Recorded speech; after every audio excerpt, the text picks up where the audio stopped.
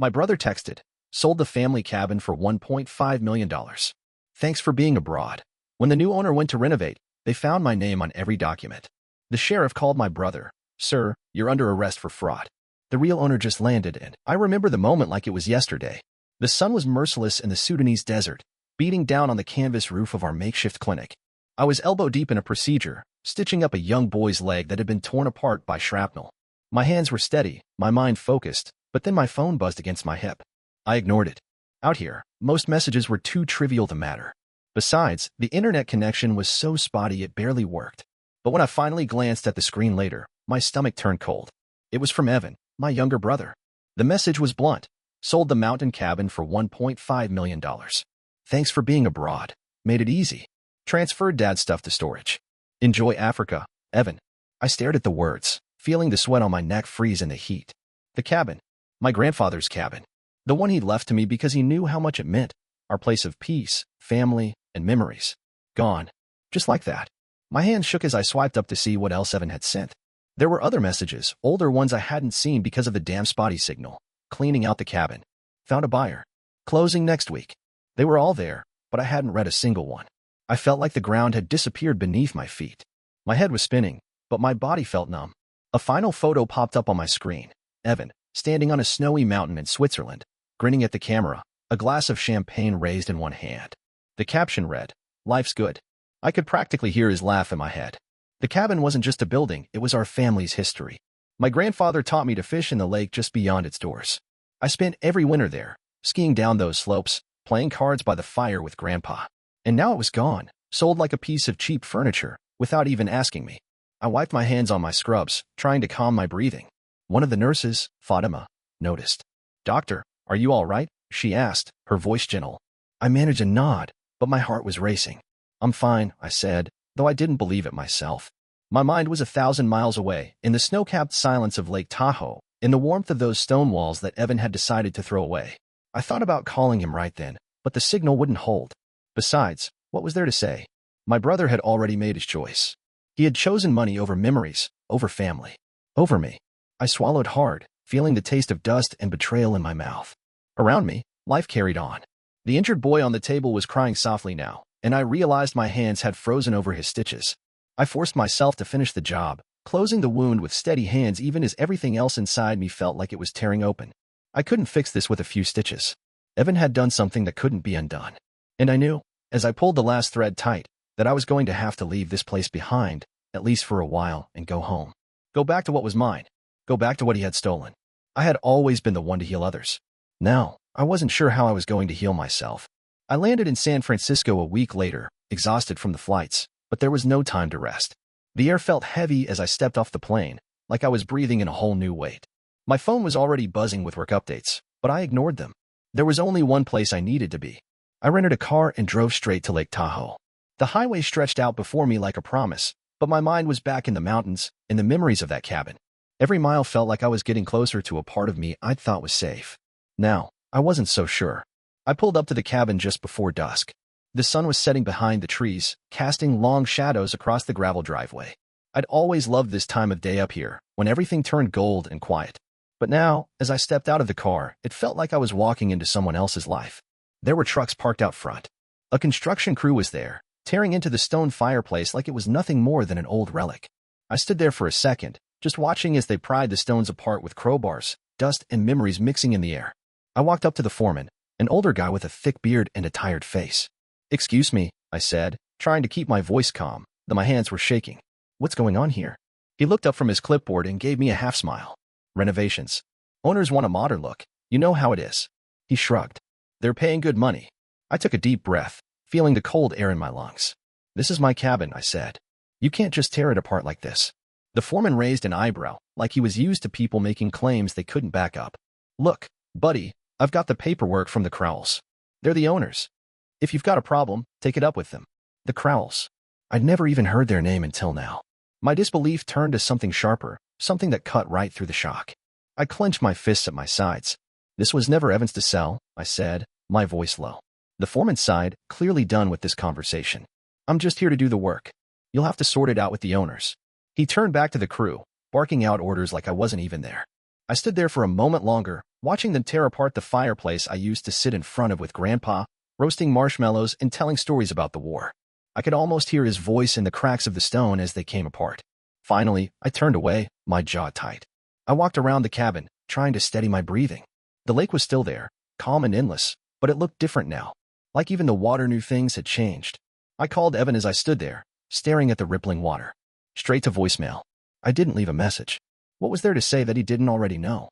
He'd made his decision, and now I was standing here in the rubble of it. I leaned against the old pine tree by the cabin's edge, the one Grandpa and I used to carve our initials into. The bark was weathered and cracked, but I could still see the faint lines of our names. I traced them with my fingers, feeling the weight of everything Evan had taken from me. This wasn't just a cabin. It was our childhood. Our family. And he'd sold it like it was nothing. I pushed off the tree and headed back to the car. I wasn't sure what came next, but I knew one thing. I wasn't going to let Evan's betrayal be the last word. I would fight for what was mine, for what was right. And I'd start by finding the Crowells. Because this wasn't over. Not by a long shot. I managed to track down the Crowells a couple days later.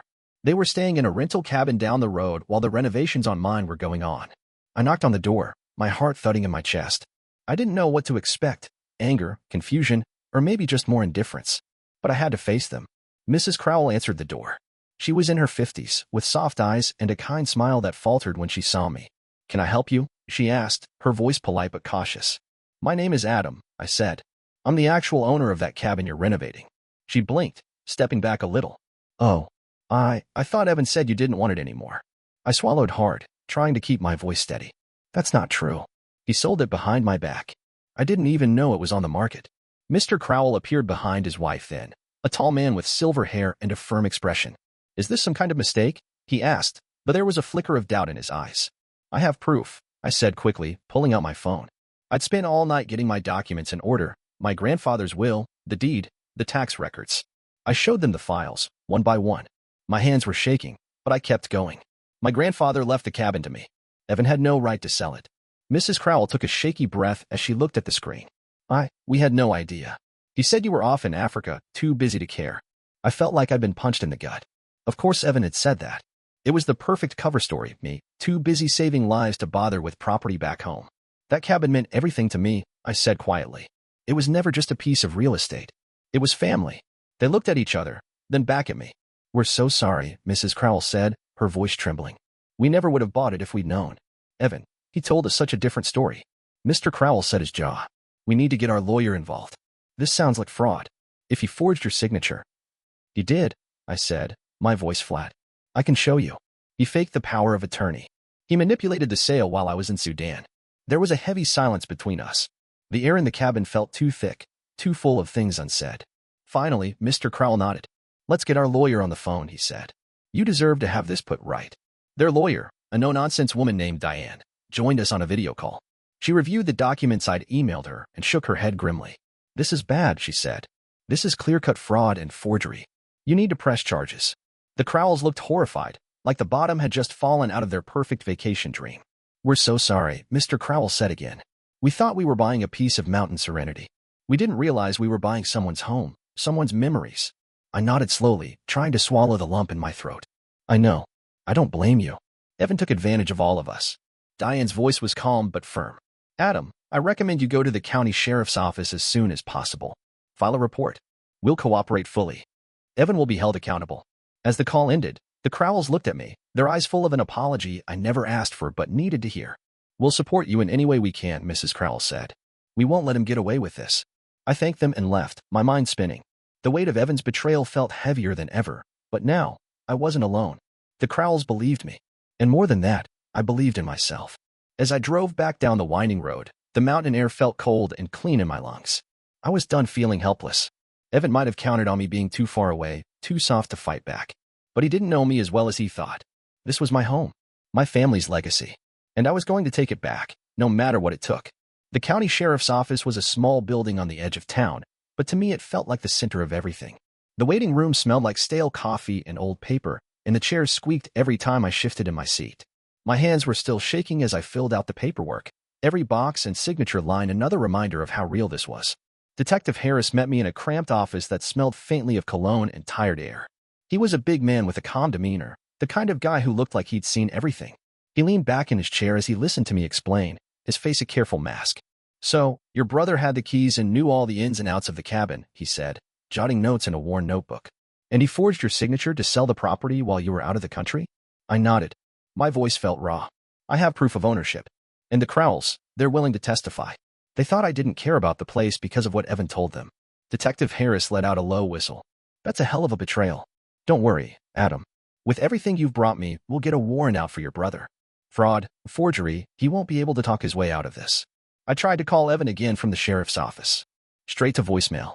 His social media was full of pictures, Dubai, this time.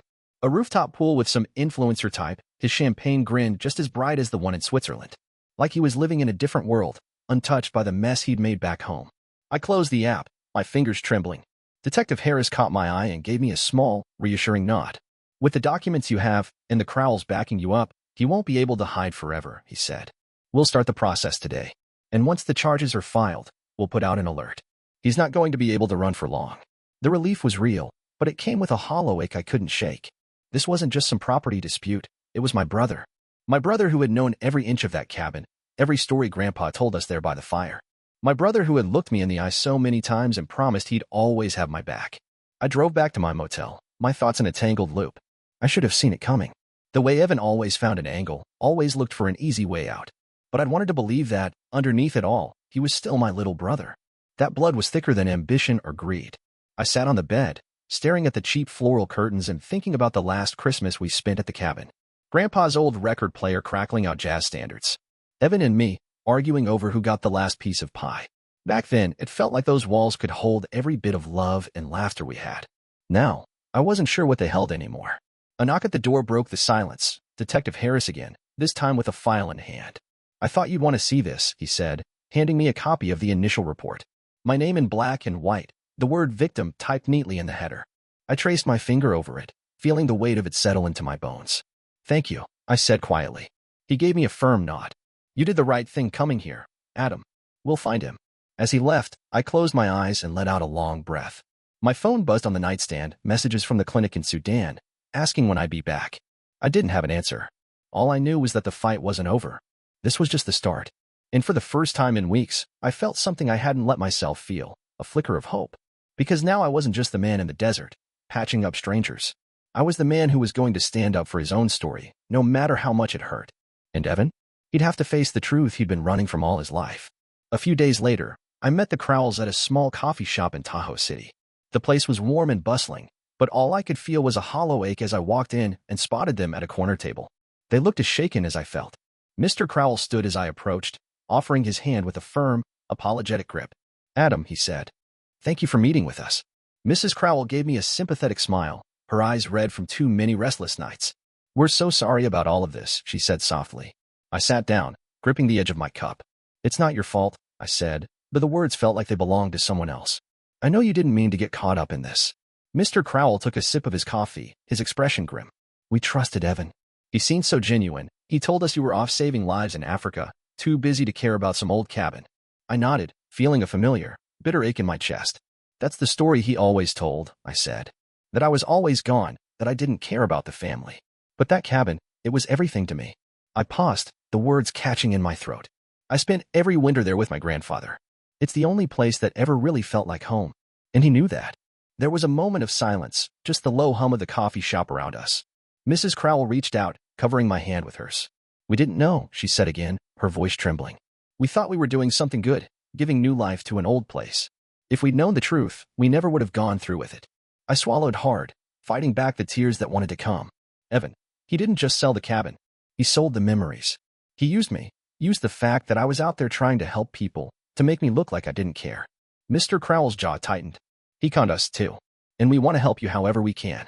We're willing to join any legal action you take against him. I felt a surge of gratitude and relief, though it was tinged with something sharp and painful. Thank you, I said quietly. I'm already working with the sheriff's office. They're going to bring charges against him. But it's hard, knowing he's my brother. That he's done this to people who trusted him. Mrs. Crowell nodded, her eyes soft with understanding. He used your compassion against you, she said gently. That's the cruelest part. I took a deep breath, steadying myself. I spent years trying to see the best in Evan. Even when he lied, even when he let me down. But now, I can't ignore what he's done anymore. He crossed a line I can't pretend doesn't matter. Mr. Crowell leaned back, his expression resolute. We'll stand with you, Adam. This wasn't just a real estate deal. It was a betrayal. And he needs to answer for it. We sat there for a long time after that, talking about what came next. The Crowells shared more details about how Evan had charmed them, how he told them stories about me being too busy with the children of Africa to care about the cabin, how he'd painted himself as the one stuck at home, burdened by family obligations. I listened, each word another crack in the image of the brother I'd tried so hard to love. When we finally parted ways, I stepped outside into the cool mountain air, my breath fogging in the early evening chill. I looked back at the coffee shop, feeling a strange mix of anger and relief. Anger at Evan for twisting the truth, for using my compassion as a weapon. Relief that the Crowells had seen through it, that they believed me. As I drove away, I thought about the cabin, about the winters spent there, the warmth of the fireplace, the smell of pine and snow. I thought about my grandfather's laugh, and the way Evan and I used to build snow forts that lasted until spring. I thought about how Evan had taken all of that and sold it like it was nothing. But I also thought about what the Crowells had said, about how this wasn't over and how I wasn't alone. For the first time since that message in Sudan, I felt like I could breathe again, like there was a way forward, even if it meant facing the hardest truth of all, that family can be the people who stand with you when the ones you love most turn their back. And I knew, no matter what came next, I was ready to fight. The next few weeks felt like living in a haze of phone calls, paperwork, and police interviews. Each conversation peeled back another layer of what Evan had done, like opening a wound I didn't know was there. But even as the truth came to light, part of me still couldn't believe how deep it all went. Detective Harris called me early one morning. Adam, we're finding more than we expected, he said, his voice heavy. This isn't just about your cabin. Evan's been playing this game for a long time. He told me how Evan had forged not just my signature, but other documents, 2 tax forms, power of attorney letters. The detective said it was meticulous, like he'd been planning it for years. My stomach turned. I knew my brother was reckless, but I'd always believed he wasn't malicious, that maybe he was just lost or insecure. But now, I couldn't deny it anymore. He was a predator, and he knew exactly what he was doing. I spent days driving around town, talking to neighbors, people who'd known us growing up. One old friend of Evan's, Tommy, pulled me aside outside the grocery store. I'm so sorry, man, he said, shaking his head. Evan came to me last year, said he needed me to vouch that you didn't care about the cabin anymore. He made it sound like you were done with the place, like you were too busy playing doctor overseas. I swallowed hard, feeling my throat close up. And you believed him? Tommy shrugged, shame in his eyes. He was so convincing. Said you told him to handle it all. I never would have gone along with it if I knew. He wasn't the only one. Over the next few days, old neighbors and even some of Evan's old friends called me, apologizing. They told me about how Evan had always known how to bend the truth, how to make people believe what he needed them to. Small cons, small lies, but always with the same aim, to get what he wanted, no matter who it hurt. One ex-girlfriend of his, Marissa, reached out, too. She looked tired, like she hadn't slept in days. I broke up with him because he was always spinning stories, she said. He'd brag about how he had this brother who would never fight back, no matter what. Said you were too soft, too busy trying to be a hero in the world to notice when someone stole from you at home. I felt like I couldn't breathe, like the air itself was too thick. All those years I'd been out there, building clinics, helping people, I thought I was making a difference. But at home, the person I trusted most had been tearing everything apart. It was like a slow-motion avalanche, every conversation, every confession another piece of the mountain crumbling. Evan's betrayal wasn't just a fluke. It was the result of years of practice, of learning how to slip into people's blind spots and steal whatever he wanted. I started to see the pattern, the charm that made people trust him, the way he could talk circles around anyone, always making himself sound like the victim, like the only person who really understood. And then, when he had what he wanted, he'd vanish. That realization cut deeper than I expected. It made me question everything, every holiday we spent together, every laugh we shared. How much of it was real? Or was I always just another mark, another easy target? One night, I sat on the deck of the motel I was staying in, staring out at the dark forest beyond. The wind rattled the window, and I thought about Grandpa, about how he'd built that cabin for us, how he believed it would always be a safe place. I wondered what he'd think if he saw us now. I closed my eyes, feeling the cold creep into my bones. But I didn't let it break me, because no matter what Evan had done, I still had the truth, and I still had the will to fight for it. The investigators were building their case, pulling together every thread of Evan's deceit. And me? I was done being the brother who let it slide. Evan might have spent years turning our family's trust into his personal playground, but it ended here, because now I knew the truth. And I wasn't going to let him take one more thing from me. The courthouse was an old stone building, the kind that smelled faintly of mildew and coffee. I sat in the wooden pews of the courtroom, hands clenched in my lap. My heart thudded in my chest, but my face was calm. I had to be calm. This was the day everything came out. Evan was already there, sitting at the defendant's table in a cheap suit that didn't quite hide the swagger in his posture. He leaned back in his chair, his eyes flicking up to meet mine for a second. I saw a smirk flicker across his lips, like this was all just another game to him. His lawyer, a thin man in an expensive suit, stood and started spinning the story. He said Evan had been under a lot of stress, that there had been a misunderstanding between brothers, that this wasn't fraud, it was a family matter gone wrong. The jury looked skeptical. I could feel it in the way they shifted in their seats, their faces unreadable but their silence loud. Then the prosecutor took over. She was thorough, calm, and deadly precise. She laid out the evidence, the forged documents, the fake power of attorney, the bank statements showing the money trail. Each piece of paper felt like a nail in the coffin Evan had built for himself. Witnesses came forward, people who'd known Evan, people he'd manipulated. A local shop owner took the stand, his voice shaky as he talked about the loan Evan had never paid back. A neighbor told the jury how Evan had bragged about selling the cabin like it was nothing. Even some of Evan's old friends testified, their voices heavy with guilt. When it was my turn, I stood up and walked to the witness stand. My palms were slick with sweat, but I kept my head high. I told them everything about Sudan, about the messages I never saw because of the spotty signal, about how Evan sold the cabin while I was stitching up bullet wounds halfway across the world. I told them about the stone fireplace, about Grandpa's laugh echoing through those old wooden walls. How it wasn't about money. It was about a piece of my family's soul. I didn't cry. I thought I would, but I didn't. My voice was steady as I looked across the room, at Evan, at the brother who used to be the kid I built snow forts with. He didn't look at me. He stared down at the table, his jaw set like stone. The final witness was the Crowells. They sat together, dignified but hurt. They told the jury how Evan had painted himself as the savior, how he said he was helping his busy brother who didn't care, how he'd smiled and shaken their hands while he sold them a lie. In the end, Evan's lawyer tried to spin it as a family misunderstanding. He said, "They're brothers. Can you really say this was fraud when it was just family business?" But Evan's arrogance in court, his little smirks, the way he rolled his eyes whenever someone mentioned me, made it clear to everyone that this wasn't a misunderstanding. This was theft. This was betrayal. When the prosecution finished, the courtroom was silent. The jury left to deliberate, and I sat there, feeling the weight of it all pressed down on me. I thought about how Evan used to sit in that same cabin as a kid, his face flushed from the cold, his smile so wide. I thought about how he'd stolen not just the cabin, but the memories, too. The jury came back in less than 3 hours. When they read the verdict, guilty on all counts, Evan didn't flinch. He just stared straight ahead, like he'd been expecting it all along. My mother was there, sitting behind me in the gallery. She put her head in her hands when the verdict was read, her shoulders shaking. I didn't go to her. I couldn't. Because this wasn't just about Evan anymore. This was about what he'd done to all of us. And finally, there was no way for him to talk his way out of it. Sentencing day came 2 weeks later. The courthouse felt colder this time, like the air itself was bracing for what was coming. I sat in the same wooden pew as before, but everything felt different now. There was no more doubt, no more room for Evan's stories or his half-smiles. The truth was out, and it was heavy. Evan stood in front of the judge in an ill-fitting suit, his hands clasped in front of him like he was posing for a photograph. The judge read the sentence: 7 years in prison for fraud and forgery. 7 years, and in order to repay every last dollar to me and to the Crowells. I watched Evan's face as the words sank in. He didn't flinch. He didn't even blink. It was like he'd finally realized that this was real, that his lies couldn't save him anymore. In the back of the courtroom, my mother let out a quiet sob. I didn't turn around. I couldn't. All those years I spent trying to protect Evan, trying to see the good in him, and here we were. This wasn't how it was supposed to end. After the judge finished, my mother stood and asked to speak.